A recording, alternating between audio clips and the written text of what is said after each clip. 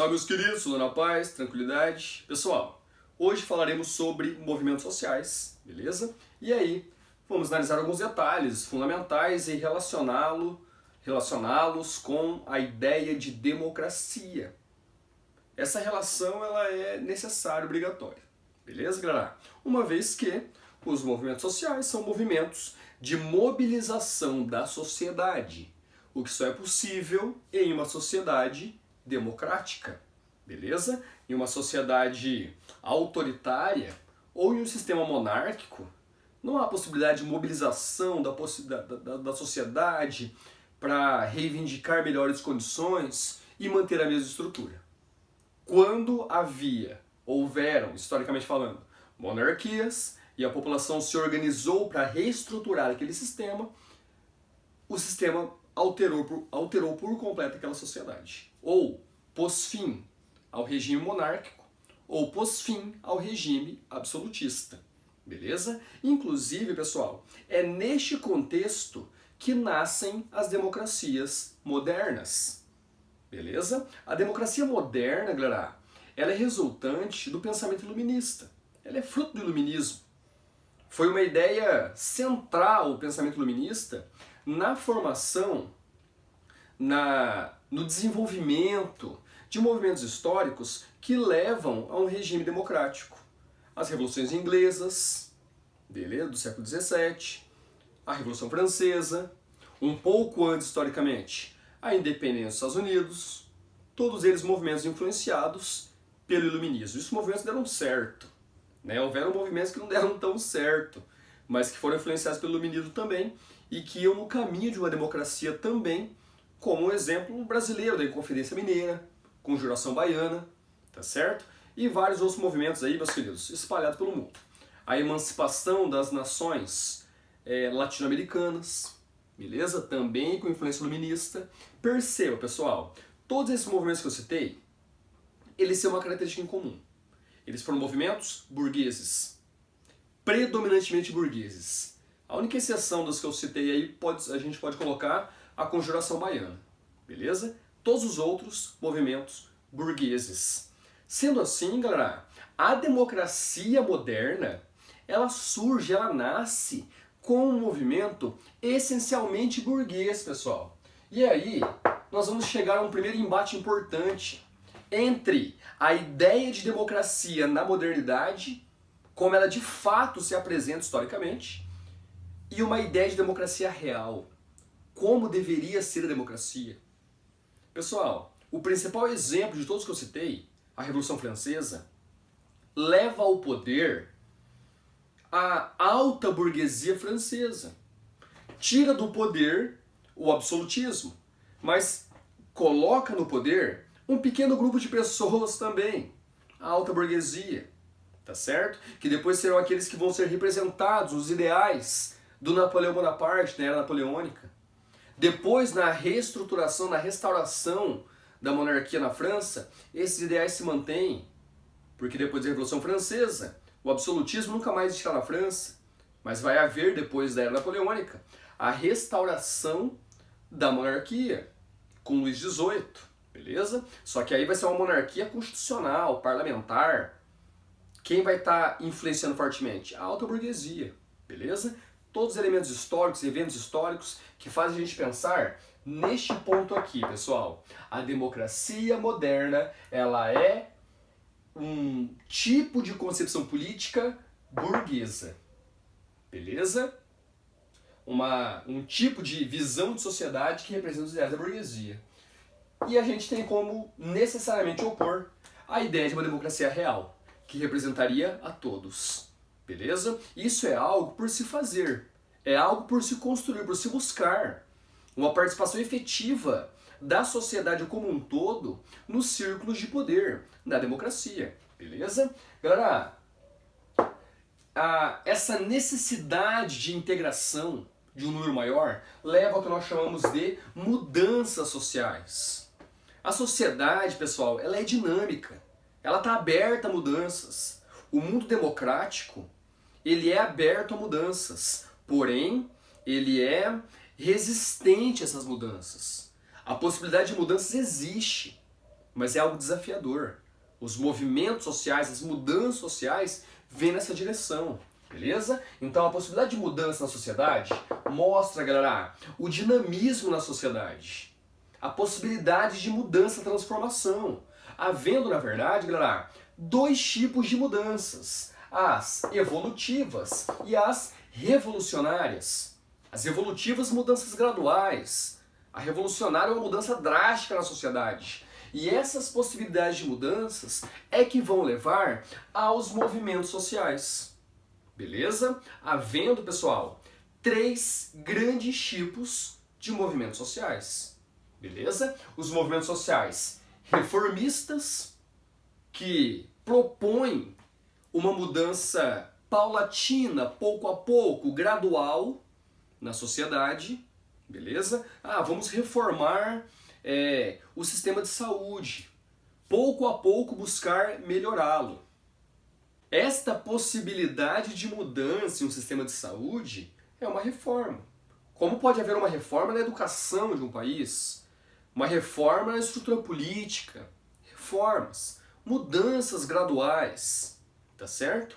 Há também um outro tipo de movimento social, aquele que não propõe uma mudança gradual, mas uma mudança drástica, abrupta, revolucionária, que é o que vem destas mudanças sociais, vem estes movimentos sociais revolucionários, propõem uma mudança estrutural, abrupta na sociedade, beleza? Há também, pessoal, os movimentos sociais conservadores, aqueles que querem conservar estruturas do passado ou direitos conquistados. Vamos supor que chega ao poder um tal regime político ideológico que propõe, por exemplo, acabar com cotas em universidades. Pensando no Brasil de hoje, vamos acabar com as cotas. Com toda certeza, conhecendo um pouco da nossa sociedade, a gente pode afirmar que movimentos conservadores neste sentido vão se levantar. Por quê? É um direito conquistado. Queremos mantê-lo, queremos conservá-lo. Tá certo? Movimentos conservadores vão se levantar. Vamos pensar que chega alguém ao poder que pretenda fechar o parlamento.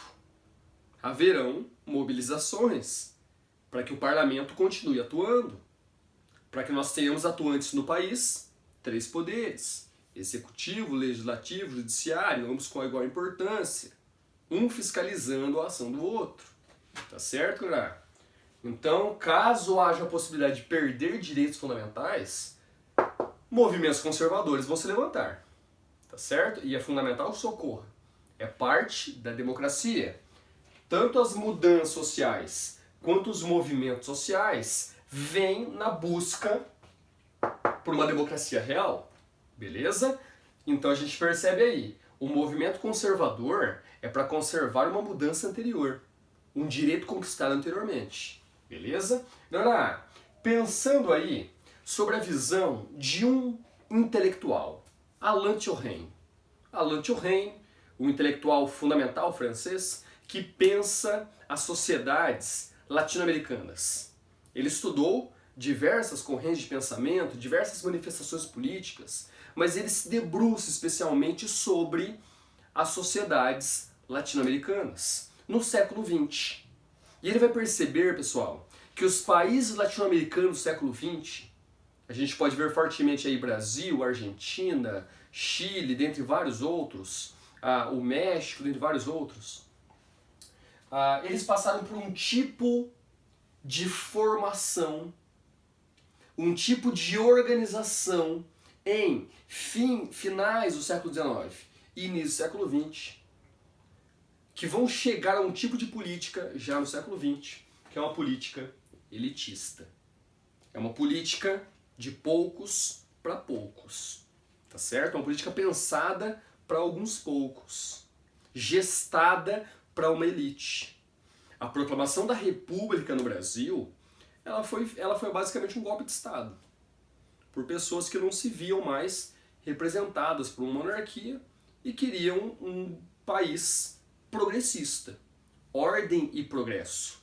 É o lema positivista que está na nossa bandeira. O positivismo é uma filosofia francesa, é uma filosofia também elitista. É uma filosofia que diz que há sociedades mais desenvolvidas e outras menos desenvolvidas. E a busca é para uma sociedade altamente desenvolvida. O Brasil deveria cumprir uma série de critérios para ser essa sociedade desenvolvida. Uma delas, fundamental no período, é que, para a visão dos pensadores da época, o Brasil precisaria ser um país branco, para ser um país do futuro. O passado negro escravo deveria ser abandonado. O futuro de trabalhador livre deveria ser deveria ser o futuro de trabalhador branco também. É isso que o Brasil deveria ser, tá certo? A gente pode ver isso aí no Brasil, nos demais países da América Latina, essa formação elitista, que acabou compondo um tipo de política que nós chamamos de nacional-populismo. No Brasil, fortemente representado nos ideais de Getúlio Vargas. Um governante nacional-populista, usando dos ideais de nacionalismo para manipular a população. Getúlio Vargas era conhecido como o pai dos pobres. E alguns críticos, analistas da época, diziam que ele era um pai dos pobres, mas uma mãe para os ricos. Porque a política dele era também elitista. Isso aqui, pessoal, é um campo fértil para aqueles que entendem a dinâmica da situação e não concordam com ela. Não aceitam essa mera organização social elitista. Movimentos sociais vão surgir, tá certo? E aí, o Alan Turing, ele vai dizer que os movimentos sociais na América Latina tiveram 3 características fundamentais. 3 são as características decisivas dos movimentos sociais na América Latina, portanto a gente pode pensar no Brasil, a partir da visão do Turing, beleza? Primeiro elemento, a identidade. Tem que ter algo pela qual lutar. Será o movimento negro? Qual a nossa bandeira? Nossa bandeira é a igualdade racial, o movimento negro. O movimento LGBT? Qual a nossa bandeira? O fim da discriminação a quem não é heterossexual. Igualdade de direitos e oportunidades. É uma identidade. Pela o que lutamos? O movimento tem que ter uma outra característica. A oposição. O que combatemos? Aquilo que lutamos já leva necessariamente a definição daquilo que combatemos. Movimento feminista. O que lutamos? Lutamos pela igualdade de oportunidade entre homens e mulheres na sociedade. Portanto, qual é o nosso combate? Qual é a nossa oposição? É o machismo estrutural, histórico na sociedade. Essa é a oposição. Mas há um elemento além, próprio deste contexto, próprio da América Latina, próprio de uma sociedade carente de igualdade, carente de mais oportunidades para mais pessoas. Aí vem o terceiro elemento, que é o da totalidade. O movimento social, por mais que defenda uma causa em particular e combata elementos em particular, ele deve trazer benefício para toda a sociedade. Para toda a sociedade. A sociedade tem que crescer, tem que se desenvolver com esse movimento social. Deve haver um discurso por trás desse movimento que deixe claro o benefício para toda a sociedade. É própria da nossa ideia latino-americana de movimentos sociais. Beleza, pessoal? A gente percebe então, o movimento feminista, trazendo de novo exemplo, a identidade, igualdade de gênero, oposição, machismo estrutural, totalidade, levar mentes privilegiadas, mentes femininas, que não estão tendo oportunidade para um ambiente acadêmico, um ambiente político. Todo o país vai crescer. Grandes mentes de grandes cientistas, mulheres, sem a ação desse movimento feminista, jamais chegaria à universidade. Talvez a descoberta de uma cura para uma doença fundamental venha de uma mulher dessa. E a história está aí para provar. Marie Curie e dentre várias outras, muitas outras mulheres, só chegaram a demonstrar todo o seu conhecimento científico e beneficiar toda a humanidade, porque o movimento feminista abriu o caminho para chegar a uma vida acadêmica. Entende, galera? Estão percebendo a ideia de totalidade, como toda a sociedade é beneficiada por esse movimento social? Esse é um argumento próprio, é uma característica própria dos movimentos sociais na América Latina. Eu dei o exemplo do feminismo, mas serve para qualquer movimento social na nossa sociedade, na América Latina, no Brasil como um todo. Beleza, galera? Pessoal, qualquer dúvida que tiver, dê um toque, a gente conversa, tamo junto, é nóis!